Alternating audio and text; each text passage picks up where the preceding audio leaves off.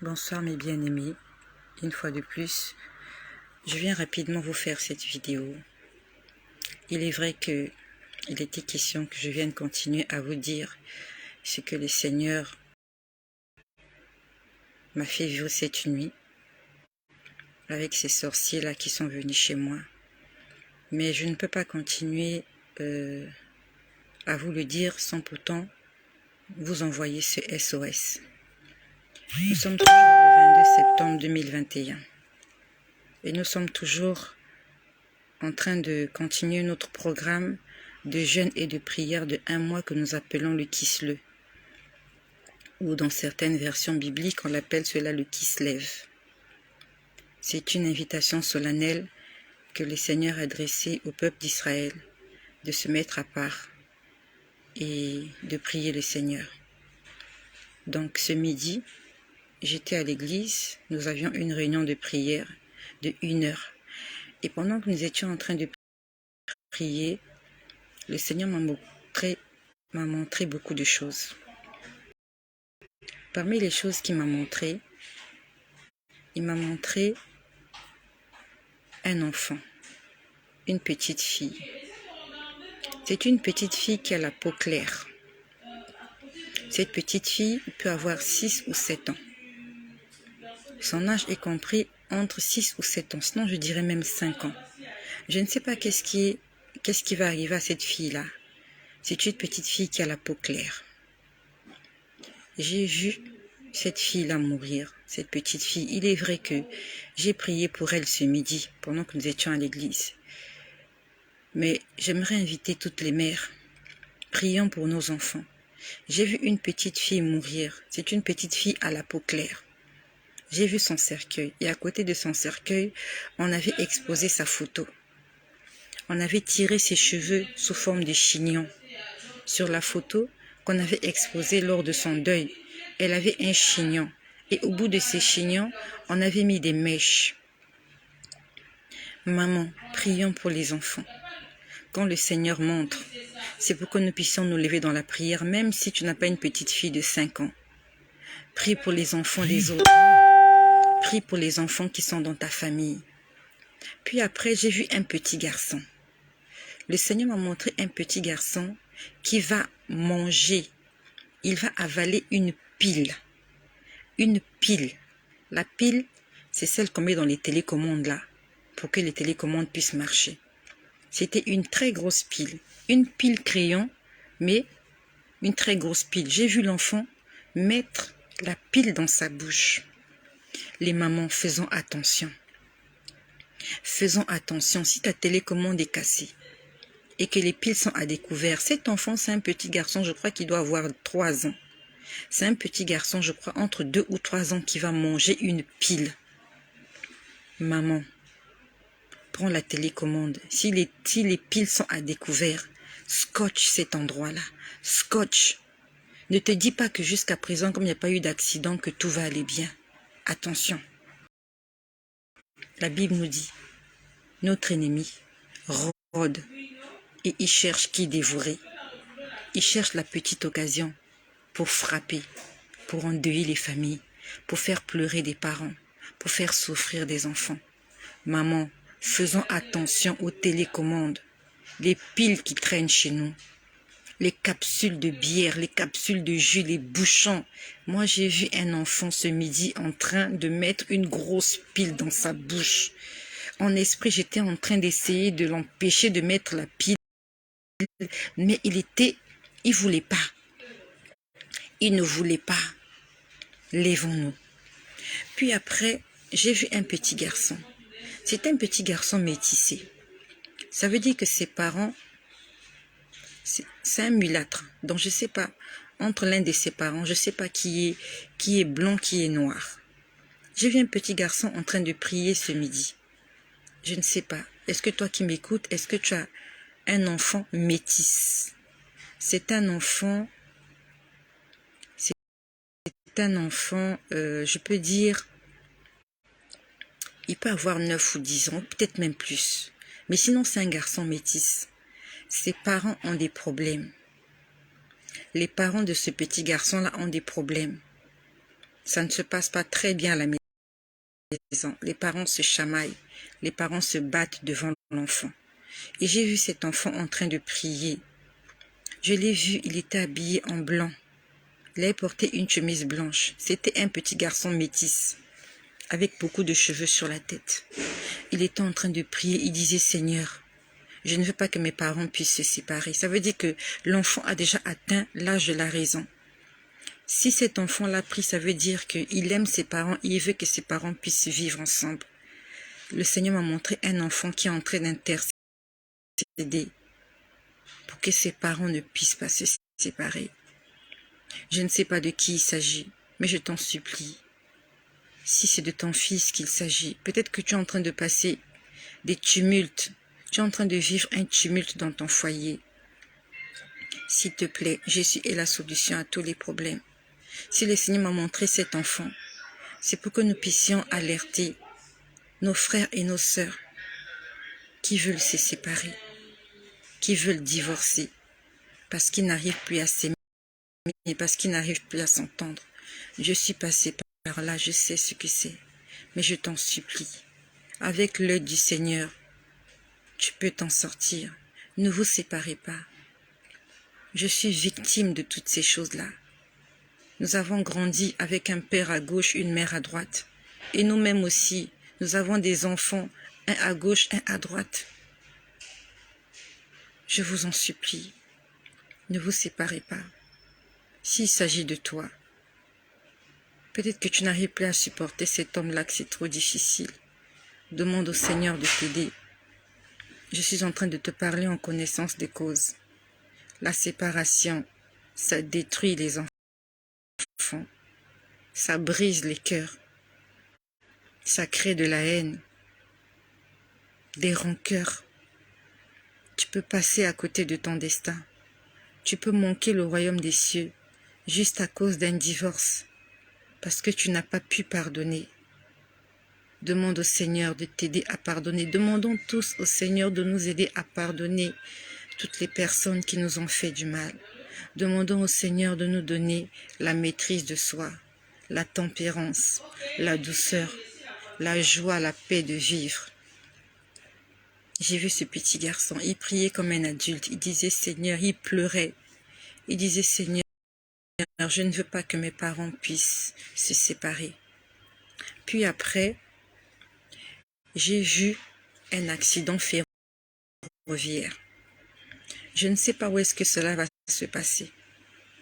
Un accident ferroviaire. J'étais en train de voir le train rouler. Et devant le train, j'ai vu un esprit mauvais. Et cet esprit mauvais-là a déraillé le train.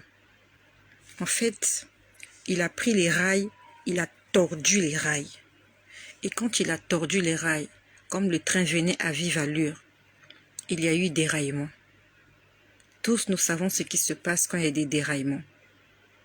Surtout s'il y a un ravin pas loin. Même s'il n'y a pas de ravin, quand il y a déraillement, il y a toujours des morts. C'est le monde invisible qui veut créer cet accident-là. Ça ne sera pas une erreur humaine.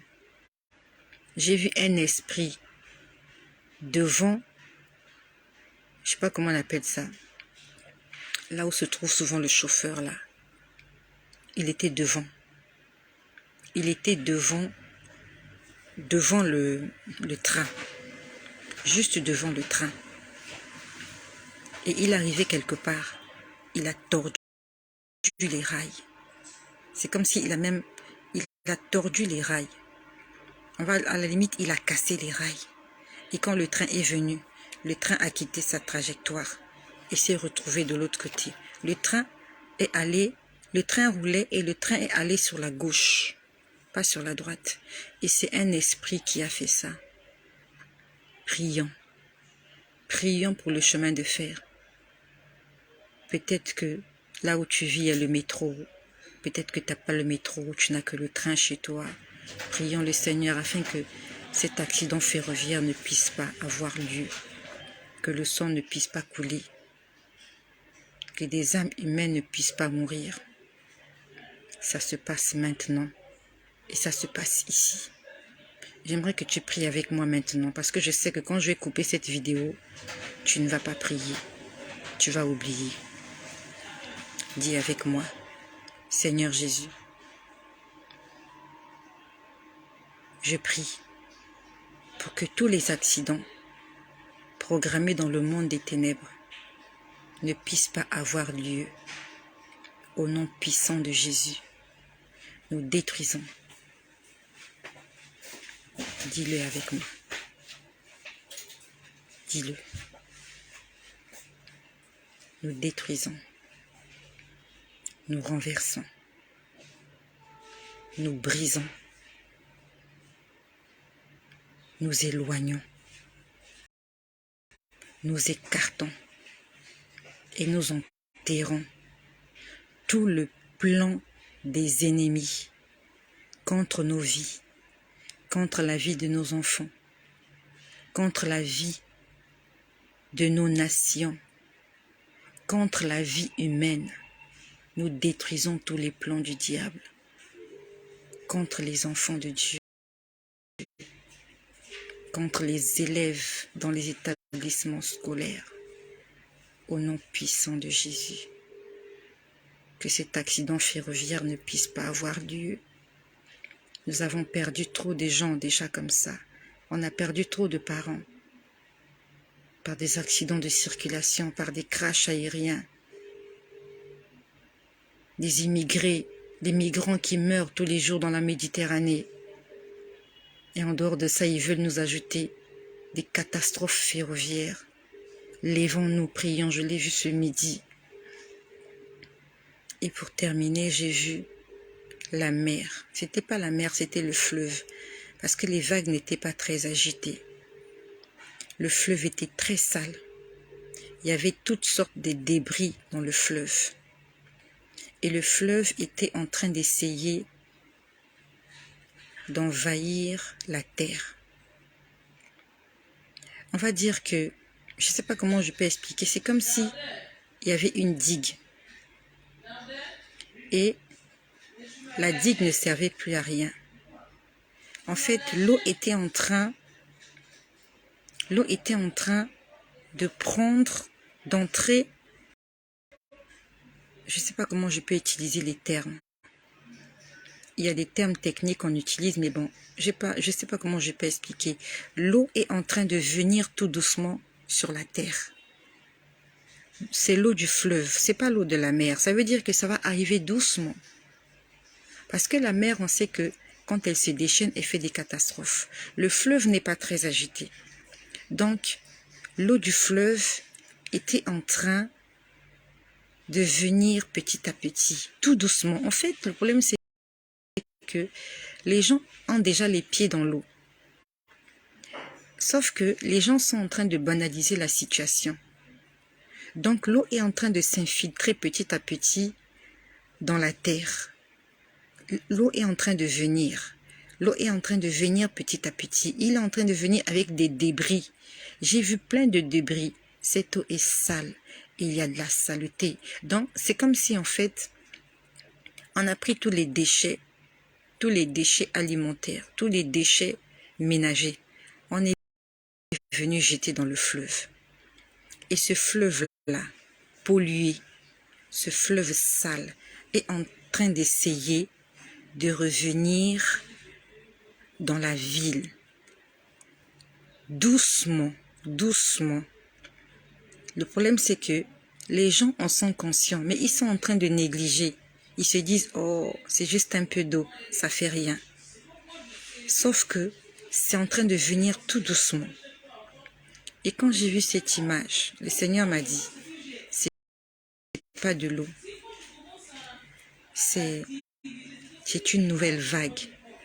Et quelque chose qui va arriver. Covid, c'est pas encore la fin.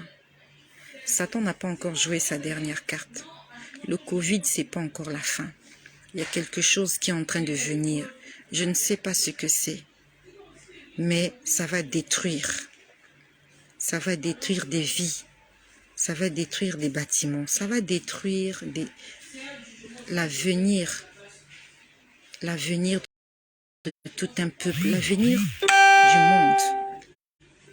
L'eau est en train de venir petit à petit, step by step, step by step. Ils sont en train de venir tout doucement, tout doucement. Il n'y a pas que l'eau qui vient. L'eau vient avec des débris. Attention, attention. Si je me souviens bien, l'année dernière, le Seigneur m'a parlé de 3 vagues. Covid, c'est la première vague.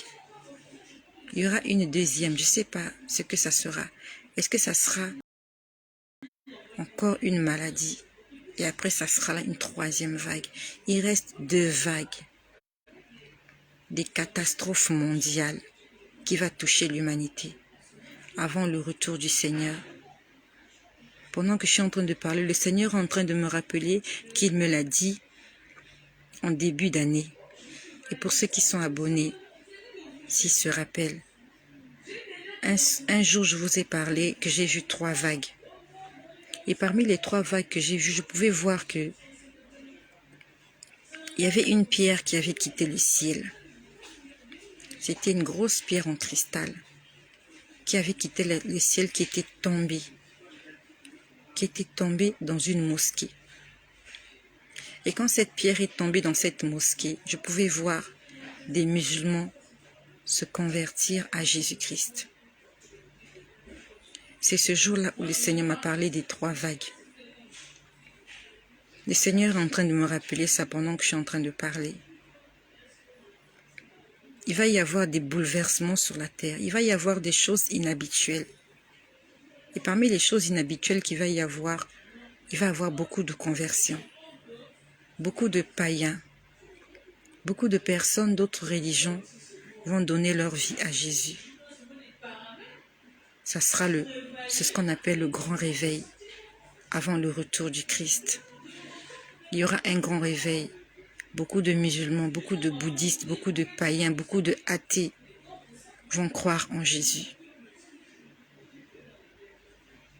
Le Seigneur est en train de nous avertir. Nous sommes au terme. Nous sommes au terme. Il n'y a plus le temps. Je ne refuse pas que tu continues de travailler, que tu continues de demander à Dieu la prospérité, le succès, la réussite. Mais par-dessus tout, prie pour le salut de ton âme. Prions pour le salut de nos âmes. Non seulement de nos âmes, mais aussi des âmes des personnes qui nous entourent. Parce que la Bible nous dit, crois au Seigneur Jésus-Christ et tu seras sauvé, toi et toute ta famille.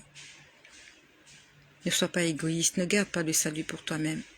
Tu dois aussi prier pour les autres. Tu as rencontré le Seigneur, gloire à Dieu. Ta relation avec le Seigneur est parfaite, gloire à Dieu. Prie aussi pour les autres. Afin que comme toi, qu'ils soient solidement enracinés dans le roc, notre Seigneur Jésus-Christ. Merci de partager ce message. J'ai envoyé un message aux parents. J'ai vu une petite fille à la peau claire qui va mourir. Je ne sais pas de quoi il va mourir, que les mamans soient vigilantes. J'ai vu un petit garçon entre 2 ans et 3 ans qui va mettre une pile dans sa bouche. Que les mamans soient vigilantes. J'ai vu un petit garçon qui est en train de prier pour que ses parents ne puissent pas se séparer. Que le Seigneur mette de l'amour, de la tempérance, de la tendresse, de la maîtrise de soi dans nos cœurs.